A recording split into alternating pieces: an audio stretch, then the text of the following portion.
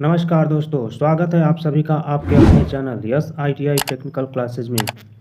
आज की वीडियो में हम बात करने वाले हैं Bihar state power holding company limited के बारे में, जिसमें एक बम्पर वैकेंसी देखने को मिल रही है।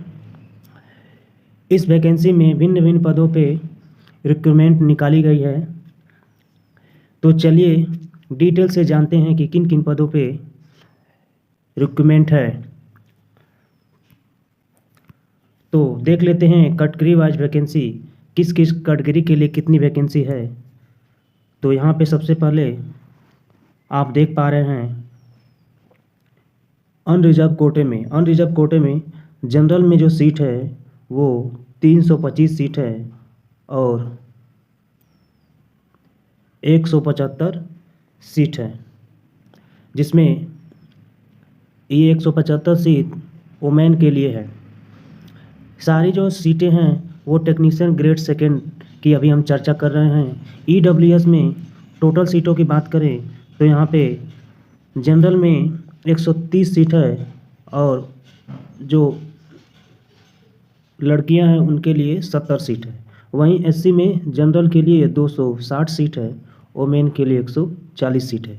यानी यहाँ पे महिला आरक्षण भी है और महिला के लिए रिजर्व सीट रखी गई है। यहाँ ST के लिए जनरल में 26 सीट है और वुमेन के लिए 14 सीट है। यहीं EBC के लिए जनरल में 325 सीट है और वुमेन के लिए 175 सीट है। BC में देखें तो जनरल में 234 सीट है और वुमेन के लिए 126 सीट है।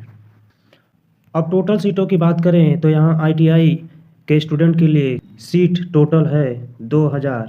तो अपॉर्चुनिटी बहुत ही ज़्यादा है। तो ITI की यहाँ पे लॉटरी लग गई है, ITI के जितने भी स्टूडेंट हैं। और इन पदों पे इलेक्ट्रीशियन ट्रेड से जितने भी विद्यार्थी ITI किए हैं वो इस फॉर्म को भर सकते हैं। तो केवल यहाँ पे इलेक्ट्रीशियन के लिए यह वैकेंसी निकाली गई है। पद का नाम है टेक्नीशियन ग्रेड 3rd।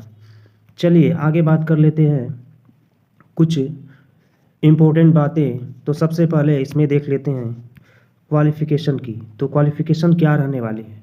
तो सबसे पहले आपके पास हाई स्कूल पास होना चाहिए, यानी मैट्रिकुलेशन की डिग्री होनी चाहिए, मैट्रिक की डिग्री होनी चाहिए। 2 वर्ष का ITI सर्टिफिकेट होना चाहिए, वो भी इलेक्ट्रीशियन ट्रेड के साथ। यानी इलेक्ट्रीशियन ट्रेड में ITI का 2 वर्षीय सर्टिफिकेट आपके पास होना चाहिए, तभी आप इस फॉर्म को भर सकते हैं। अब बात करें तो NCVT और SCVT दोनों स्टूडेंट इस फॉर्म को भर सकते हैं, इसमें कोई दिक्कत नहीं है। चलिए आगे देख लेते हैं प्रोबेशन पीरियड क्या होता है। तो यहाँ पे जैसा कि आप जानते हैं कि 2 ईयर के लिए ये डेट होती है जो अपॉइंटमेंट किया जाता है, इसके बाद आपको परमानेंटली कर दिया जाता है। तो ये सब में होता है। तो चलिए आगे देखते हैं। अब रिम्यूनरेशन के बारे में बात करते हैं।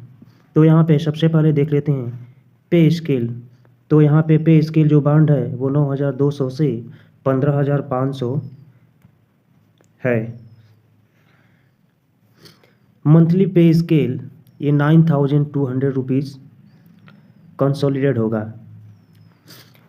लेवल यहाँ पे 4 होगा पेमेंट का और 7th पे स्केल भी यहाँ पे लागू होगा। 7th पे स्केल के अनुसार जितने भी अलाउंस होते हैं वो आपको मिलने वाला है। एज कब से काउंट किया जाएगा। तो 31/3/2024 से एज काउंट किया जाएगा, जिसमें अनरिजर्व कोटे के लिए मिनिमम एज 18 वर्ष और मैक्सिमम एज 37 वर्ष रखी गई है। SC के लिए 18 वर्ष मिनिमम और मैक्सिमम 42। ST के लिए 18 वर्ष मिनिमम और मैक्सिमम 42। वहीं EBC के लिए 18 है मिनिमम और मैक्सिमम है 40। वहीं BC के लिए 18 है और मैक्सिमम है 40। वहीं अनरिजर्व की जो महिलाएं हैं उनके लिए न्यूनतम 18 वर्ष है और अधिकतम 40 वर्ष है। तो एज यहाँ पे आपको तो एज में यहाँ पे काफ़ी आपको छूट दी गई है, तो इसमें ज़्यादा से ज़्यादा लोग फॉर्म भी भर सकते हैं। ज़्यादातर कमेंट ये रहता है कि एज कम है, तो यहाँ पे आपको भरपूर एज लिमिटेशन दी गई है, तो आप फॉर्म को बड़े आराम से भर सकते हैं। रिजर्वेशन के लिए जो रूल है बिहार का, उसके अनुसार मिलने वाला है, और बाहर के जितने भी विद्यार्थी हैं जो बिहार से बाहर के निवासी हैं, उनको कोई यहाँ पे रिजर्वेशन नहीं मिलने वाला है, तो वो जनरल सीट पे फॉर्म को अप्लाई करेंगे।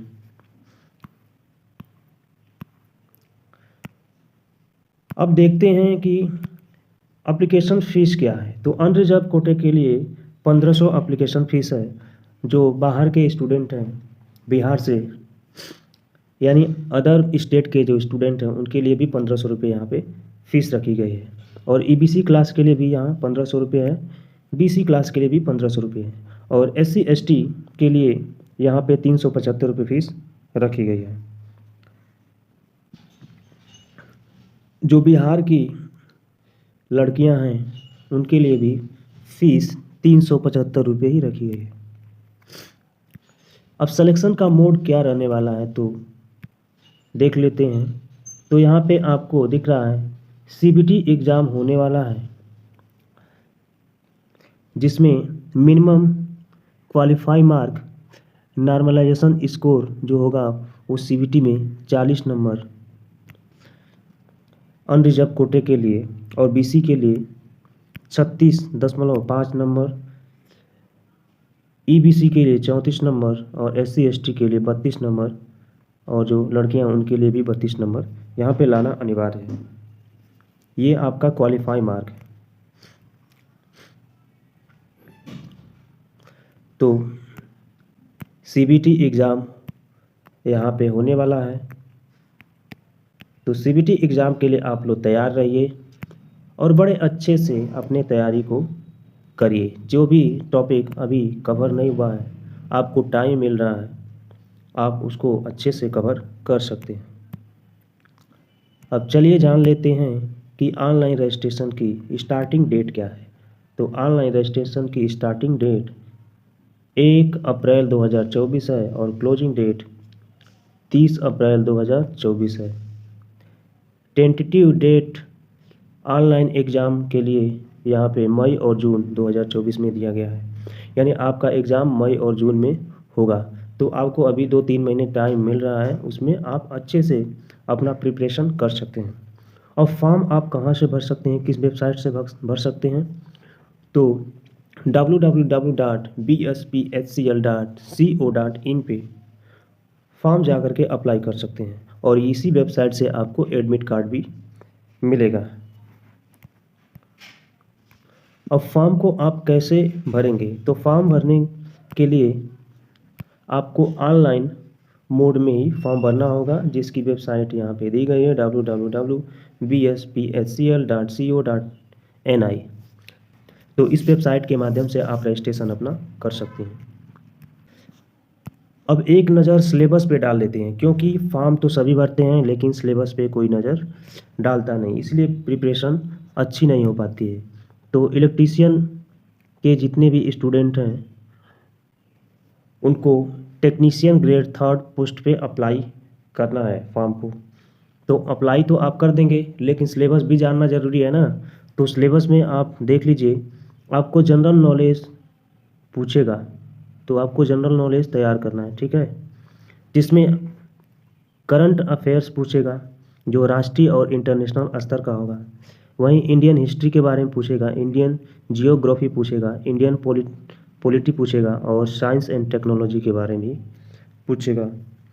अब आगे है आपका लॉजिकल रीजनिंग। तो लॉजिकल रीजनिंग में आपका जो टॉपिक है वो एनालॉजिक है, और सिमिलरिटीज़ है, प्रॉब्लम सॉल्विंग है, रिलेशनशिप कंसेप्ट है, स्पेस विजुअलाइजेशन है, अर्थमेटिकल नंबर सीरीज है, और अर्थमेटिकल रीजनिंग है। ये आपके टॉपिक रीजनिंग से है। तो ये नहीं कि पूरा आप लोग रीजनिंग तैयार करने लग जाइए, इसमें जो टॉपिक है उसी से संबंधित आपको पढ़ना है, बाहर कुछ भी नहीं पढ़ना। अगर बाहर कुछ भी पढ़ रहे हैं तो आपसे मूर्ख कोई नहीं है, तो ज़्यादा दिमाग भी नहीं लगाना है। पता चला पूरा रीजनिंग लेके बैठ गए आप लोग, और आएगा कितने टॉपिक से, 6-7 टॉपिक से आएगा। अब देख लेते हैं जनरल हिंदी। तो जनरल हिंदी में क्या पूछने वाला है, तो ग्रामर से कुछ क्वेश्चन पूछे जाएंगे, इसके बाद वोकैबुलरी से पूछे जाएंगे, कंप्रिहेंशन से पूछे जाएंगे, और फिल इन ब्लैंक खाली स्थान को भरना होगा।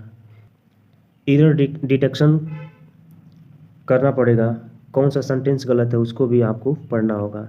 इसके बाद विलोम होगा और पर्यायवाची होगा और फ्रेजेस होगा,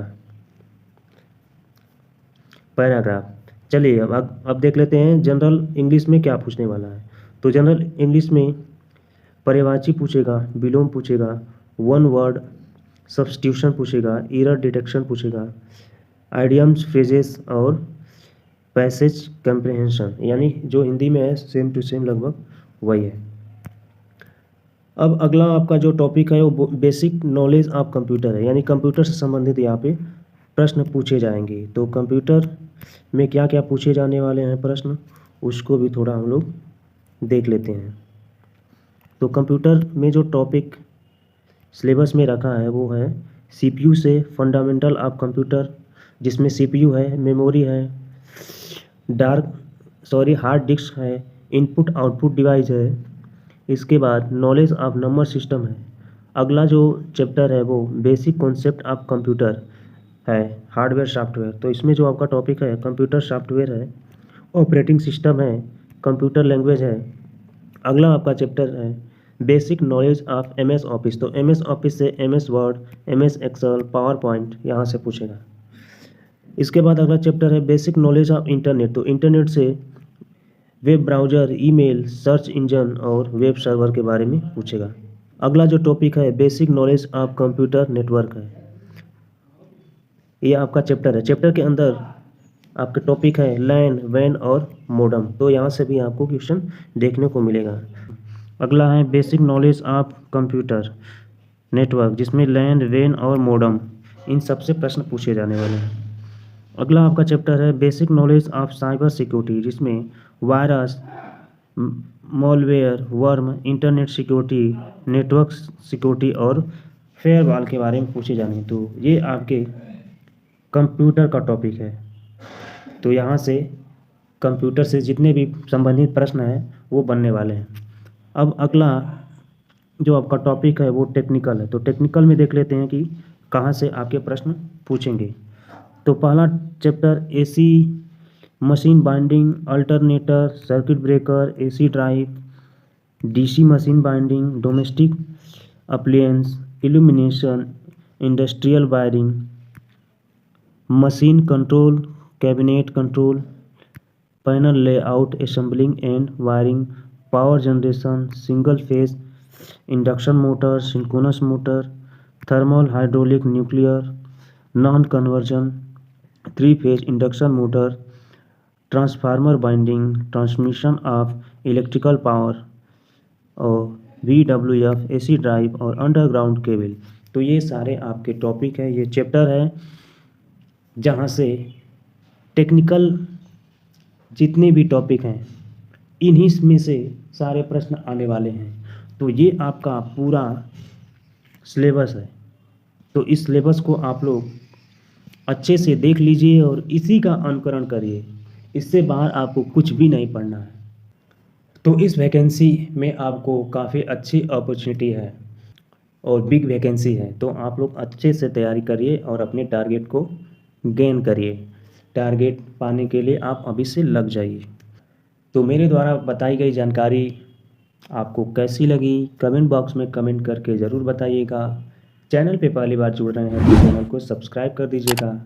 वीडियो को ज़्यादा से ज़्यादा शेयर करिएगा और वीडियो अच्छी लगती है तो इसे लाइक करिएगा। मिलेंगे अगली वीडियो में, तब तक के लिए जय हिंद।